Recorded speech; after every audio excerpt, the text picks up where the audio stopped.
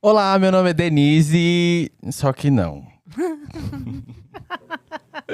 Olá, meu nome é Marcelo Henrique.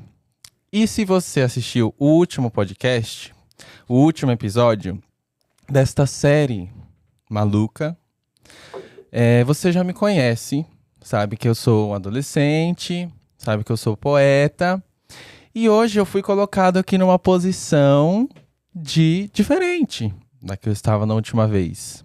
E confesso que estou gostando de dar uma comandada um pouco, né? Sim.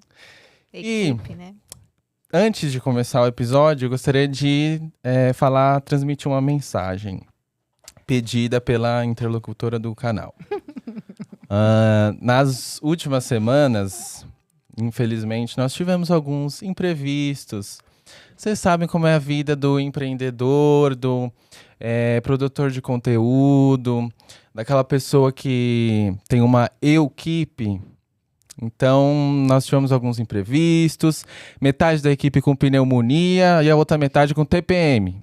Então, assim, estamos aqui. Falhamos na missão. Exatamente. Mas estamos aqui para repor o que foi deixado para trás. E espero cumprir essa missão de uma boa forma aqui hoje, sendo entrevistador. E a proposta aqui hoje, inclusive desse canal, que se você ainda não se inscreveu, não ativou o sininho de notificações, por favor, faça. Porque a proposta desse canal é transmitir conhecimentos não só sobre psicanálise, mas sobre adolescência, filhos, autoconhecimento, algumas dúvidas comuns. E hoje nós estamos aqui para conhecer a interlocutora um pouco mais, conhecer a dona do canal, Denise dos Santos. Seja muito bem-vinda. Obrigada. Então, vamos só contar um pouco da história, né? E o porquê que a gente, então, teve vontade ou a iniciativa de fazer, então, a inversão de papéis. No episódio inaugural, no podcast inaugural 2023, quando eu trouxe o Henrique para participar e contar um pouco das desventuras da adolescência através da poesia, muitos dos questionamentos de quem assistiu aquele conteúdo, aquele episódio, aquele vídeo, foi direcionado também quem é Denise, o que a Denise faz, o que ela come, onde ela trabalha e o que exatamente essa tal psicanálise se propõe fazer. Não só para adolescente, mas para quem procura tratamento. Então, esse vídeo especialmente é para você que solicitou saber um pouquinho mais a partir, então, das interações que a gente teve no primeiro podcast. E já que eu estou num papel inverso aqui, eu vou... né, eu vou me dar o direito, a licença poética de fazer também merchandising, né? Que a gente vem aqui também Não poderia faltar. Não é de graça, né? Então, eu tenho uma pretensão, não sei se audaciosa ou não sei se ousada ou não, mas vamos considerar então como uma meta de monetizar este canal até junho. Assim, para quem não sabe, para você monetizar um canal no YouTube, você precisa ter no mínimo mil inscritos e 4.000 horas assistidas. Nós já conseguimos 1/3 das horas assistidas. Nós estamos com 1.300 horas assistidas até então. Então, a gente tem a humilde solicitação e o pedido para que você, caro telespectador, por favor, senta o dedo na inscrição. Porque assim, eu te ajudo, você me ajuda, e assim que a gente troca. E se na psicanálise a gente fala que a energia psíquica é essa que parte fica comigo e parte eu direciono ao objeto, eu tô entregando uma parte, você me entrega aí um like, né? Um like, uma inscrição. Por favor, né? É só isso que eu vou pedir por enquanto. Beleza, então. Tá bom. Daqui a pouco ela volta com mais pedidos, cuidado. Então, vamos lá, vamos começar essa conversa, esse ping-pong, essa troca de ideias. Então vamos lá. Vamos. Uma das propostas que você sempre traz nos vídeos é falando sobre trabalho, sobre a saúde psíquica nas empresas e tal. E, já continuando a linha de raciocínio do último podcast, que a gente falou sobre adolescência, ensino médio, escolha da profissão e tal. Primeiramente, eu gostaria de saber um pouco sobre a sua história e como você, nesse lugar de adolescente, escolheu o que iria fazer da vida ali naquele momento e como você seguiu para a profissão que você seguiu. Então tá bom. Acho que por motivos óbvios, eu não poderia pensar em exatas. Eu não sei fazer contas. Por favor. Né? Nunca tive dúvidas que a minha área ou a minha pretensão seria humanas. E naquele determinado momento, a minha grande preocupação, acho que diferente um pouco do que é hoje, a preocupação era mais em um trabalho que proporcionasse condições para o estudo. Então, o que é uma característica muito forte da sua geração. Geracional, né? Também. Então, a inserção no mercado de trabalho, ela começava na adolescência, assim, 16, 17 anos, eu comecei com 15, a minha irmã começou com 16, e nós já estávamos ali plantando, em termos financeiros, plantando condições para que no futuro nós conseguíssemos cursar uma faculdade. E não sei se caiu no meu colo, mas eu tinha uma ideia de que ajudar pessoas era viabilizar de alguma forma, aproximar ou conectar pessoas. Então eu fui fazer um curso técnico. Terminei o primeiro grau, o segundo grau na época, era segundo grau, hoje é ensino médio, né? Segundo grau numa escola estadual e depois eu fui fazer um técnico. Eu tinha já pretensão de trabalhar em administração, rotinas administrativas, e queria ajudar pessoas. Eu não sei por que com 17 anos alguém tem ideia de ajudar pessoas. Eu não sei, mas aconteceu. Eu fui com a possibilidade desse ensino técnico, eu fui trabalhar como secretária. E lá eu me encontrei. Adorava o que fazia. Trabalhei em grandes empresas, em multinacionais, tive o privilégio de atender e trabalhar em proximidade com diretores que são grandes referenciais profissionais e pessoais para mim até hoje. E o secretariado, atenção haters, atenção com o que eu vou falar agora, não leve tão as coisas na literalidade, mas assim, abstraia um pouco. Eu sei que às vezes é difícil para você, hater, amigo, mas o que eu quero dizer é que hoje eu vejo uma certa similaridade do secretariado com a psicanálise. Eu vou explicar por quê. É uma posição que você tem que fazer um semblante, você já tá ali treinando pra ser lacriana, você tem que fazer aquele papel de louca, aquela cara de que, tipo, o mundo está acabando e você está fingindo normalidade, anotando um bloco de notas. Certo. Você já tá no semblante ali, é uma posição que você não sabe nada e você sabe tudo ao mesmo tempo. E é um lugar também que você escuta muitas pessoas. E este lugar é um lugar de confidencialidade também. Então, querendo ou não, hoje eu fico olhando para trás, eu não sabia se eu já não era psicanalista naquela época. Exatamente. E eu ouvindo assim, eu pensei, é muito louco, porque parecia que já estava subentendido ali. As coisas caminhavam juntas, porque eu já estava fazendo análise nessa época. Certo. Então, eu sabia como as coisas funcionavam.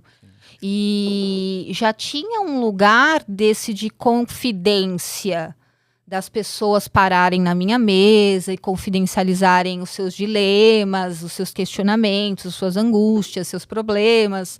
Então, também era um lugar de ouvir. Não era escuta, mas era um lugar que eu ouvia muitas pessoas sobre assuntos diversos, e é uma posição com características muito específicas que, de fato, você não sabe nada, mas sabe tudo ao mesmo tempo, porque é um lugar meio satélite, no meio, é uma posição que você fica meio satélite no meio da diretoria, e tudo acontece meio ali, em volta, naquele entorno. Sim. Então, foi interessante essa trajetória. Foi mais interessante ainda numa empresa que eu participo, que eu trabalhei por 6 anos, que lá eu aprendi, então, falar sobre os afetos, sobre uma comunicação melhor, sobre pensar que o trabalho, a relação do sujeito com o trabalho não está necessariamente ligada somente a uma performance, mas que tem afeto envolvido, tinha uma relação que extrapolava, então, essa relação comercial de vender horas em troca de um salário. Então, aprendi, como eu digo, se a psicanálise me salvou, foi neste trabalho em específico que eu aprendi a me comunicar, porque até então eu achava que eu só sabia escrever, eu não sabia falar. Então, praticando, foi através dessas comunicações com essas pessoas diversas que eu pude, então, ouvir melhor de tudo aquilo que me atravessava. E eu, em 2016, estava nessa empresa e foi um ano em que a indústria teve um grande baque. E então, foi um ano que, especificamente, muitas pessoas foram demitidas, desligadas. E nesse planejamento, a minha vaga foi entregue também. E aí eu recebi a notícia de que precisaria me recolocar. Ou eu arrumava um outro emprego na própria empresa, ou eu arrumava um outro trabalho. Só que eu já estava às voltas com a psicanálise nessa época. Eu já estava desejando um outro lugar, que não fosse esse do secretariado, mas que, de alguma forma, viabilizasse um lugar novo, que fosse de escuta, ou que fosse de comunicação, fosse talvez menos operacional, mas um pouco mais estratégico, no sentido de orientar pessoas, ajudar pessoas em outras formas. E aí eu consegui uma recolocação, e no dia que eu fui fazer essa entrevista, que inclusive foi o último diretor que eu trabalhei, quando eu conheci, eu saí da entrevista já com uma certeza de que teria passado.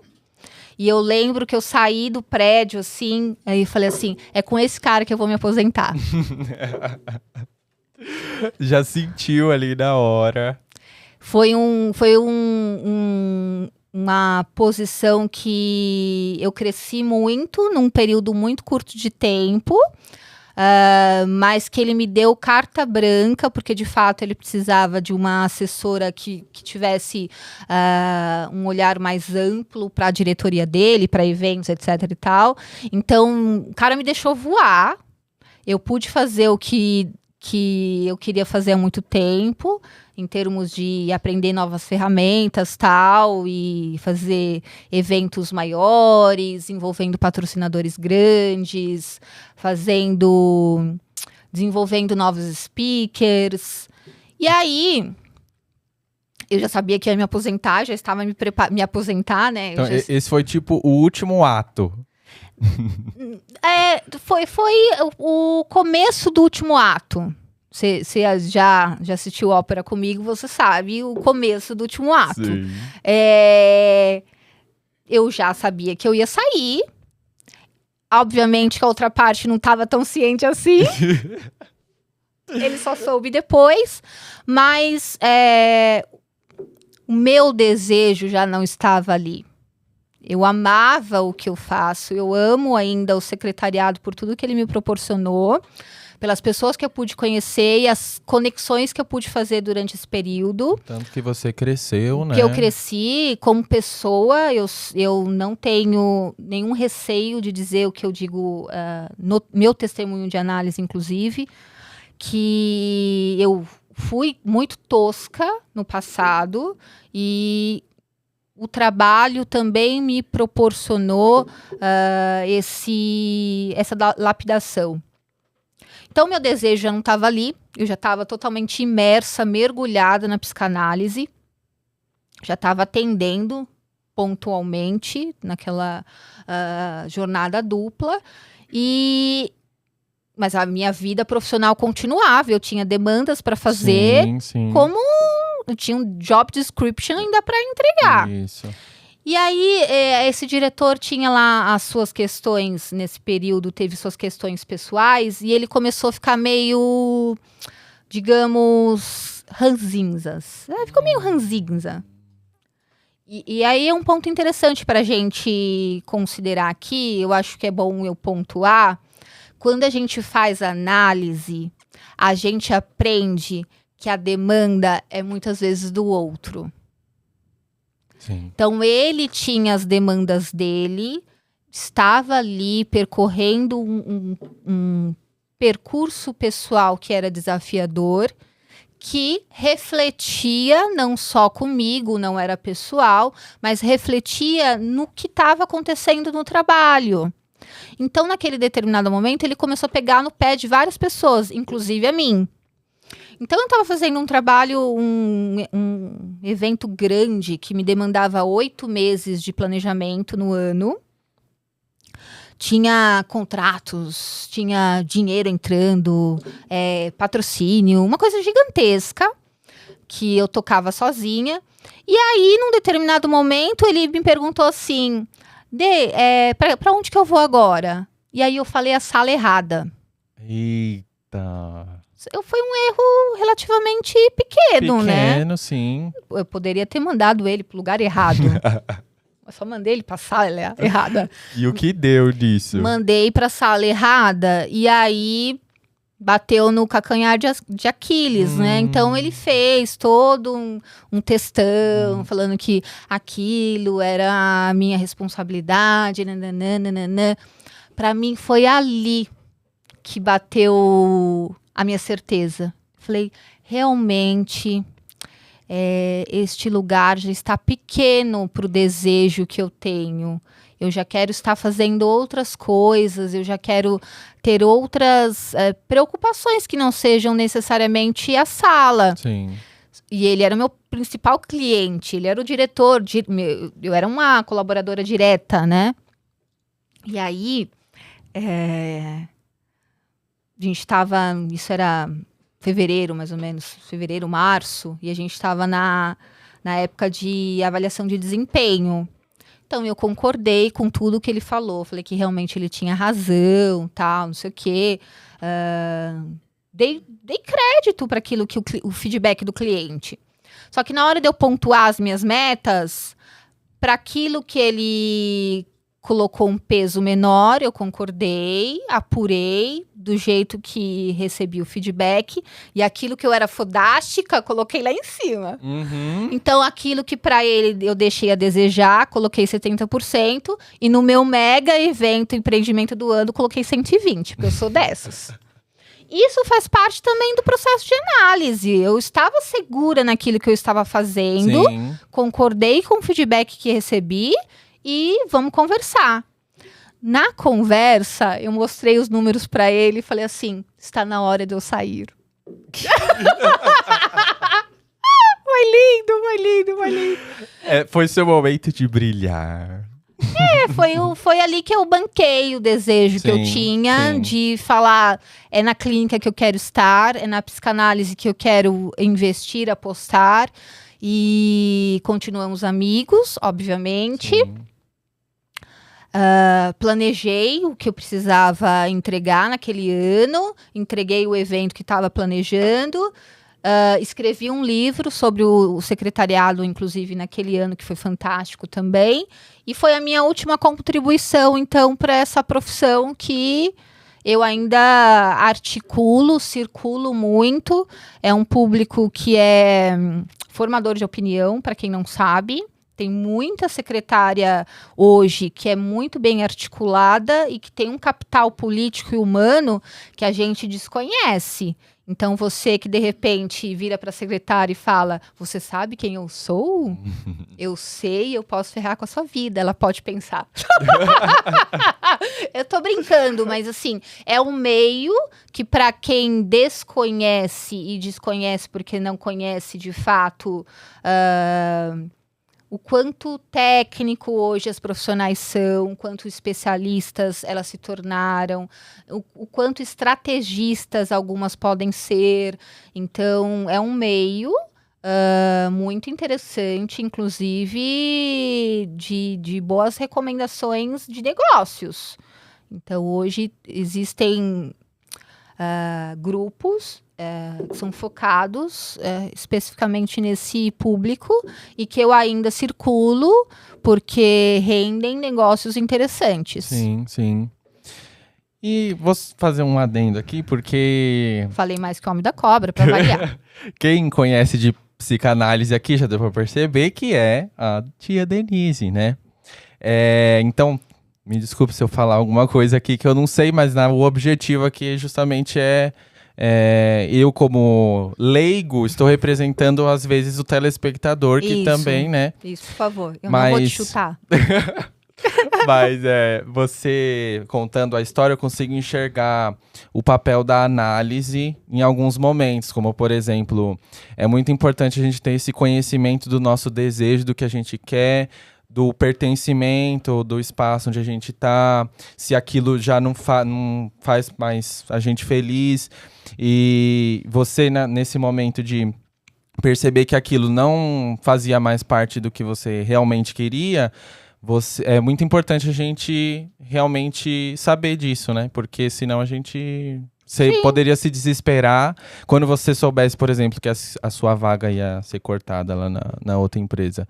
Você poderia se desesperar, mas você ficou ali firme, porque você sabia que você queria, né? E isso é importante. Isso foi importante para você. Talvez, se hoje eu olhasse o GUP, para quem não sabe o que é GUP, é um sistema recrutador, é a robotização do processo seletivo. Então, hoje, os processos seletivos ocorrem muito por um robozinho que vai lendo a parametrização que o recrutador fez para aquela determinada vaga. Se naquela época existisse o GUP e eu soubesse que 1.000 pessoas se candidatam para a mesma vaga, talvez eu tivesse me desesperado um pouco. Mas, com certeza, como eu não tinha essa informação naquele determinado momento, o que eu falei para o gestor da época, eu falei, olha, eu não consigo procurar emprego internamente. As portas aqui, aparentemente, me parecem fechadas. Eu vou para o mercado. Então, eu vou te avisando, porque eu estava cobrindo uma licença maternidade. Eles entregaram minha vaga para não me mandarem embora logo de cara. Me colocaram para cobrir uma licença maternidade e eu teria uma sobrevida de 8 meses. Então, eu cheguei e falei, olha, eu vou para o mercado e vamos ver o que vai dar. E aí, ele falou assim, mas você tá fazendo entrevista? Eu falei, não necessariamente, né, amigo? Mas assim, você sabe, né, quem muito namora, uma hora casa. Isso. Então, eu tinha 8 meses, eu saí com 6. Então, saí com 2 meses antes do meu tempo de sobrevida. E sim, acho que a análise ajuda, inclusive para você se manter autoconfiante durante os processos de entrevista. Sim, que às vezes podem ser um pouco frustrantes também. Lidar com frustração está diretamente ligado a um processo de análise. Sim. Por exemplo, cheguei em casa esses dias, falei para minha mãe, mãe, quero monetizar o canal do YouTube em 6 meses. A minha mãe, ela tá tipo, com uma licença poética, ela tá tipo Silvio Santos. que Já largou de mão. fica meio gaga com o passar dos anos. Então ela tá se dando o direito de ser assim. E aí ela tá fazendo umas gargalhadas tipo bruxa. Aí eu falei isso, ela fez assim... tipo na minha cara. Então você faz a análise também para deixar de ter a validação dos seus pais. Pra lidar com a sua mãe. Você passa a não ter a necessidade da validação dos seus pais. Porque os pais limparam a tua bunda, cara. Você acha que ela vai achar, vai colocar a mão no fogo e falar assim, essa menina vai bombar mesmo? Não é? Não! Os pais viram todas as merdas que a gente fez na adolescência, na nossa peraltice. Então, às vezes a gente coloca uns pesos que na análise a gente consegue aliviar. Você fala, não, né? Talvez eu não precise da validação dos meus pais. Eu preciso de outro tipo de validação. Eu preciso, sei lá, dinheiro no bolso. Acho que eu gosto mais. Então tá bom. Então tá. Respondi sua pergunta? Respondeu minha pergunta. Então tá bom. Então vamos para a próxima pergunta. Voltando ao assunto, então, você estava encerrando a sua trajetória, encerrando assim, entre aspas, né? Porque, como você disse, você ainda permeia esses caminhos do secretariado. Segundo as meninas da faculdade que fizeram um trote aí com uma estudante a semana passada, aos 40 anos eu tinha que estar aposentada, né? E o que a gente faz? Começa, recomeça, faz curso, tananã, porque é para mostrar para essa garotada que começar e recomeçar e pensar coisas novas e pensar em novas carreiras é um direito de todos e não só de uma determinada faixa etária. Sim. Então, é isso. Eu digo que eu fechei uma porta do secretariado, que hoje eu só sou convidada, eu sou visitante, não sou atuante, mas que eu escolhi bancar o meu desejo em outro tipo de atuação, em outro ofício.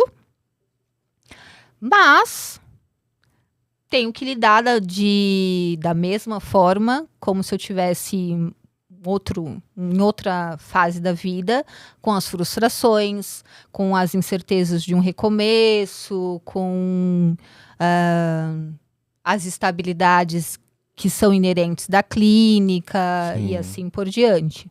Vamos falar então deste recomeço, justamente. Você disse que você já estava ali flertando com a psicanálise nesse finalzinho aí.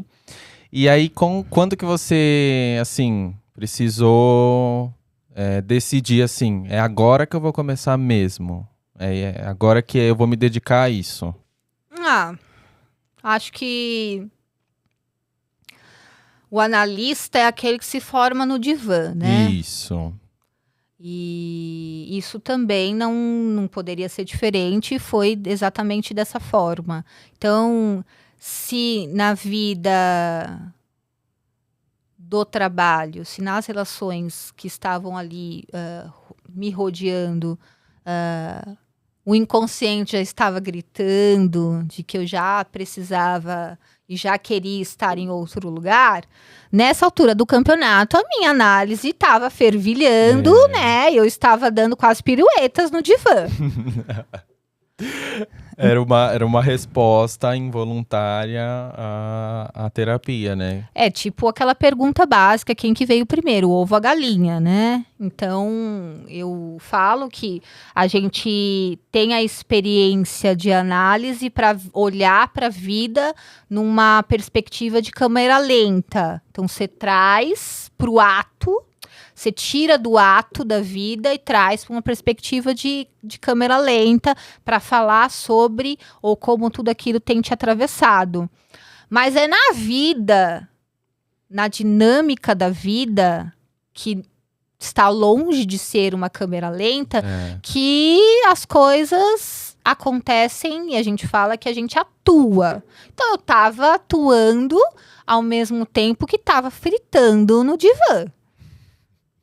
já estava falando muito sobre isso. O lugar que eu queria ocupar nessas relações e como gostaria de ocupar enquanto analista. Então, nessa época, 2017, inclusive, eu troquei de analista para uma que foi responsável, já que seria responsável. Se eu escolhi o meu chefe para me aposentar, eu escolhi a minha chefe para me autorizar. Digamos assim. Então, eu escolhi uma analista que fosse responsável, então, por fazer o passe. Sim. Na teoria lacaniana, a gente tem,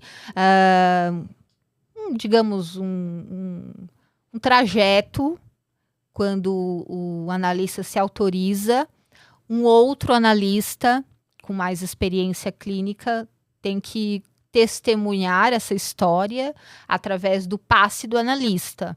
Então, eu escolhi a minha analista atual já prevendo que ela fizesse este passe. Escolha inteligente. A gente fala que é transferência, né? Então, nós nunca sabemos exatamente o que nos fisga para aquele determinado analista. Sim. E aquela figura, quando eu a vi, me parecia uma figura projetada no futuro, sabe? Aquela coisa será que um dia eu vou ser assim? Um dia eu quero ser assim. Então, vamos falar sobre essa minha fantasia de ser como a minha analista. Eu espero que ela não veja isso, pelo amor de Deus. Uma das minhas dúvidas mesmo era com respeito a esse incentivo do analista. Se você já vinha tendo esse incentivo, ou se foi então quando você trocou que ela te impulsionou? Não é exatamente um incentivo. Um analista, de fato, não incentiva nada, não encoraja nada, não aconselha. Ele é um sujeito, na verdade, ele se assujeita, ele abre mão um pouco do seu assujeitamento durante uma sessão de análise, ele se torna opaco, e a gente fala que é objeto de desejo, ele se torna opaco para que o outro que esteja falando deseje por si mesmo. Então, ela não incentivou, ela estava ali pontuando, então, questionando o porquê, né? Porquê, como... fala então da sua fantasia, essa que você tem de, então, mudar de lado. Então, aconteceu isso, e aí, automaticamente, já estava na minha primeira formação, já estava estudando, já estava abrindo a caixa de Pandora também, porque um curso de psicanálise, eu falo que não é um curso, é um percurso, porque ele te revira do cabeça para baixo. Do cabeça para baixo, e se você não tiver em análise, de fato, você não consegue nem terminar o curso. Sim. De tanto mexido que você fica. É por isso que a análise tem um papel tão importante também na formação do analista, né? Eu não vou entrar nessa querela aqui, porque se tem uma coisa que eu já aprendi nessa minha humilde e curta trajetória de fazer conteúdo na internet, a gente tem que aprender com as pessoas que vieram antes da gente. Tem uma frase que eu gosto, que é de uma influenciadora grande aqui no Brasil, que ela fala: eu não vou fornecer sangue aos tubarões. Então, sobre esta querela, eu não direi assim publicamente, que eu acho que é um papo mais íntimo, mas eu reforço, quando eu tenho a oportunidade, da importância da não institucionalização da psicanálise. Quando você tem um órgão, ou um MEC, ou uma instituição de graduação que te habilita ao trabalho, isso, se acontecesse isso com a psicanálise também, talvez, muito provavelmente, nós perderíamos, então, esse rigor técnico, esse rigor ético, que todo psicanalista deve, então, passar por sua análise pessoal. Entendi. Ótimo, muito bom saber disso. A psicanálise, então, é única. É uma arte única, né? acho que tem vários tipos de arte, vários tipos de se fazer arte. Algumas artes são mais metódicas. Certo. A gente pode dizer, então, da psicologia baseadas em evidências. Eu não descaracterizo que seja menos arte, porque quando a gente coloca um fator e a gente se predispõe a trabalhar com um bichinho estranho como o nosso, Como ser humano, em alguma medida a gente está fazendo arte, porque a gente está reinventando com o outro uma coisa nova. Então eu pego parte da minha história com parte da sua história e a gente faz uma terceira coisa. Isso para mim é arte. Sim. Então existem tipos de artes que são mais cadenciadas, cartesianas, metódicas, com métodos, digamos assim, replicáveis, que isso é o que a ciência tem como fundamento de existência. Eu considero ciência o que eu posso medir e replicar. Então, eu não acho que a psicanálise seja a única ou a arte. Lacan diz, inclusive, que não existe a psicanálise. Existe uma psikanálise. Uma psicanálise. A psicanálise que eu faço, a psicanálise que o outro faz, que o João, que a Maria, que a Elisbina. Beleza, então. Falando de psicanálise, nós preparamos aqui uma sessão... Deixa eu ver as perguntas. Eu posso ver as perguntas? Dúvidas frequentes. Uma pesquisa, né, rápida no Google. A gente já descobre o que as pessoas querem saber realmente. Sim. São dúvidas assim, né? Mas ninguém melhor que um psicanalista para tirar essas dúvidas. Lá vem. Então, por exemplo, uma coisa que eu pessoalmente já ouvi de algumas pessoas, por exemplo, ao comentar que a minha tia é psicanalista, porque eu gosto de falar essa frase. Ai, que mentira. Minha tia é psicanalista, as pessoas perguntam às vezes, qual é a diferença ou o que tem de tão especial na psicanálise que a diferencia da psicologia?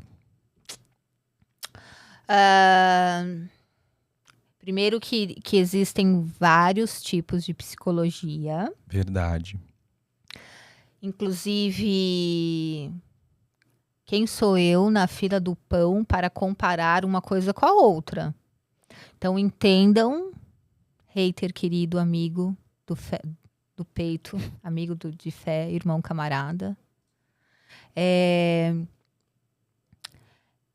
Essa querela, digamos, ranço, talvez seja uma palavra interessante. No campo, existe sim as suas pré-determinações ou preferências ou tentativas de dizer o que é melhor, o que é pior, o que pode ser medido, o que pode ser replicado, o que é baseado em evidências e o que não é. Existe essa discussão, sim, no campo. Existem pessoas, inclusive, estudando muito para defender o lado que acham que precisa de defesa. Como eu acho que tem outras coisas para fazer nessa vida, que inclusive eu escolhi estudar uma teoria que é para a vida inteira. Se eu me proponho estudar um seminário, eu levo 1 ano para estudar um seminário e são 24, né? Eita. Então, eu acho que eu já tenho muito trabalho para essa vida e eu não vou entrar nessa querela, e muito menos de entrar intencionalmente numa piscina cheia de tubarões e eu não vou oferecer o sangue aos tubarões. Então, longe, então, de ter esse juízo de valor, o que eu posso dizer é que o jeito que encaramos e escutamos daquilo que o sujeito traz para a clínica é diferente. Então, a psicanálise, eu já disse aqui num vídeo recente, a psicanálise tem 4 fundamentos básicos, né? Então, inconsciente, pulsão, transferência, repetição. É desta forma que nós escutamos o sujeito a qual atendemos. Então, isso significa que a gente não olha comportamento, que a gente não escuta comportamento? Não, não significa isso. Significa que a gente escuta como aquele sujeito repete e vai... Vou falar uma palavra técnica que eu vou ter que explicar o porquê. Repetição, quando ela se torna em demasia, ela vai trazendo também sofrimento. E para um lacaniano é o que a gente chama de gozo. Então a gente vai escutando desse gozo. Como essa pessoa goza nas relações. Como ela goza, por exemplo, ficando numa relação que já não está tão bem assim. Mas por que não sai? Porque também tem um gozo ali. Então, é disso que a gente escuta. Então, diferentemente de entrar numa disputa, ou numa competição, ou numa comparação, ou numa briga que não tem fim, eu já escolhi. E a gente tem que escolher as batalhas que a gente quer guerrear na vida. Esta não é uma pesquisa que eu quero desenvolver ao longo do meu trabalho, porque, mais uma vez, eu acredito que há várias formas de fazer arte, várias formas de fazer psicoterapia, há uma forma de fazer análise. O analista que está muito aterrado com a sua prática e com a sua análise, com a sua supervisão, ele sabe sim identificar em termos de manejo quando ele está fazendo psicoterapia e quando ele está fazendo análise. E hoje, que bom que psicanalistas... eu gosto muito de uma que chama Radmila Ziguris, que ela inclusive afirma que a psicoterapia precede o trabalho de análise. Então, aquele que procura a gente num consultório, muitas vezes tem pressa para que o trabalho, de alguma forma, amenize aquilo que ele... Faça efeito, né? Que amenize o que ele tem como sintoma. Então, a gente vai trabalhando isso em termos de manejo. E não acho que todo mundo deva fazer análise, mas acho, e eu estou falando do acho, porque é uma opinião que pode ser datada. Hoje é dia 13 de março, então pode ser que em dezembro deste mesmo ano eu tenha uma outra opinião, mas acho que se nem todo mundo dá conta de uma análise por várias questões, o que a gente faria com essas pessoas? A gente não ajudaria essas pessoas? Não, para isso a gente tem tantas outras coisas. Outras formas, né? E tá tudo certo. Sim. Inclusive, treinamentos que não são terapia, estão longe de ser terapia, estão longe de ser análise, mas que de alguma forma, para algumas pessoas... São terapêuticos. Eu já conheço essa frase. E você falou... então, da psicoterapia, da análise, da terapia. E, de certa forma, as pessoas não sabem a diferença entre as três. Quem procura ajuda quer ajuda. Ponto. A forma, então, que a pessoa vai ser ajudada... Claro, algumas pessoas... para alguns casos, nitidamente, uma terapia cognitivo-comportamental, por exemplo, talvez seria mais efetiva, fosse mais efetiva. Para essa pessoa específica. No caso ao caso, sempre. Sempre. Sim. Embora eu tenha um cheiro, digamos assim. Sabe? Uma desconfiança. Uhum. A minha desconfiança é que quem vem para a psicanálise já tem um terreno adubado. Como foi com você, né? Na Eu sua acho história. eu acho que sim. Tanto que eu pergunto para a pessoa na primeira entrevista, eu falo, mas e aí? Por que tu tá nessa? Porque hoje, isso eu aprendi com uma supervisora nos meus primeiros anos de clínica, que era uma supervisora, eu estava ainda decidindo o que eu ia estudar, eu não tinha ainda, falei, sei lá, não, eu também não sou assim, né? Eu estava ali flertando com o Winnicott, estava flertando ali com a Melanie, e aí essa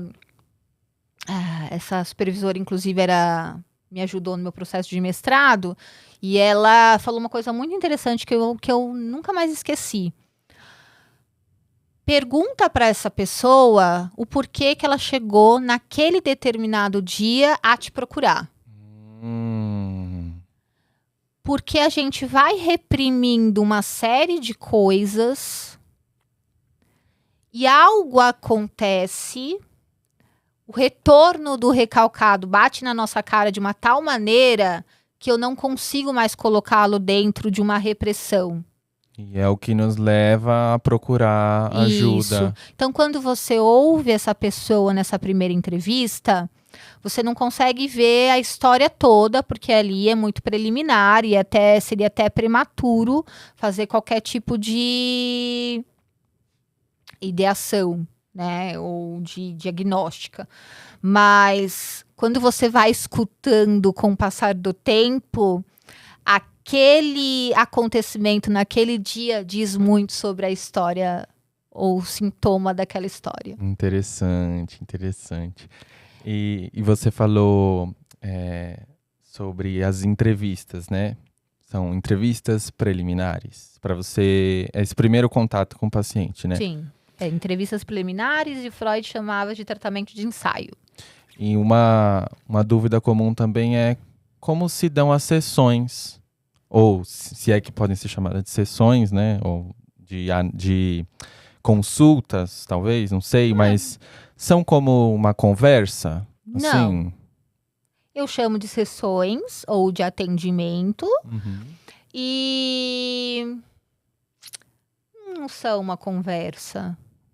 Qual que é a sua visão como analista? Eu vou me apoiar em Freud, porque eu acho uma passagem muito bonita, quando ele diz que é como se você estivesse num trem, olhando para a janela e tentando descrever para uma outra pessoa aquilo que você está vendo. Então, é uma associação livre no sentido de você deixar livremente, falar livremente. Isso, para algumas pessoas, é muito difícil. Você falar despretensiosamente, desprovido de uma racionalização.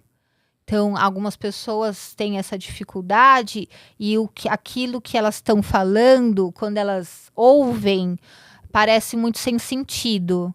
Então, é desse sem sentido que a psicanálise escuta. Sim. Daquilo que normalmente a pessoa não falaria normalmente. Mas que talvez não, que muito provavelmente faça muito sentido para a psicanálise. O analista vai fazendo as pontuações, tentando ligar uma coisa sem sentido com outra coisa que dê sentido, para que aquela pessoa que escute dê um novo sentido para aquilo que nós chamamos de significante. Isso é muito bonito. Eu acho. Eu também acho, eu gostei. E então, nós estamos chegando ao fim desta transmissão. E eu gostei muito de estar aqui, de ouvir a sua história. Espero que você também tenha gostado de ouvir. Como foi a experiência? Eu gostei da experiência, sabe? Eu Cara queria estar mais nessa posição. Você cara de pau, né? Queria estar mais nessa posição, mas é que eu gosto de ouvir também. E para mim qualquer história é interessante. Tá bom. E então eu gostaria de pedir para você Transmite a sua última mensagem, o que você gostaria de falar para o seu telespectador, talvez nesse momento um pouco mais íntimo, fora dos vídeos semanais. O que você gostaria de falar como esse fechamento? Talvez tenha sido a primeira oportunidade que eu conto a minha história de uma forma linear. Normalmente o que eu costumo explorar são recortes um pouco mais intencionais dessa história vivida, e aqui eu contei com uma certa linearidade. E o que é interessante notar, não só para mim, mas para minha família, é a importância que o trabalho teve para nós. Como eu disse, eu comecei a trabalhar com 15, a minha irmã foi na sequência com 16. Inclusive, o primeiro emprego da minha irmã fui eu que arrumei. Revelações. E o trabalho era essa via ou essa possibilidade de construção. E eu achava lindo ser workaholic. Gostava, adorava. Achava que o trabalhar muito, a alta performance estava muito ligada, então, a esse prazer, mais uma vez, ao gozo. Era ali que eu gozava. Então, eu entendo que o trabalho tem essa possibilidade, né? Freud já dizia isso, que a gente faz análise para amar melhor, para trabalhar melhor. Então, até ele, na sua época, né? Que a época também influencia também como a gente se relaciona com o trabalho, mas até ele conseguia reconhecer o papel que esse tipo de relação tem na nossa vida. Então, é por isso...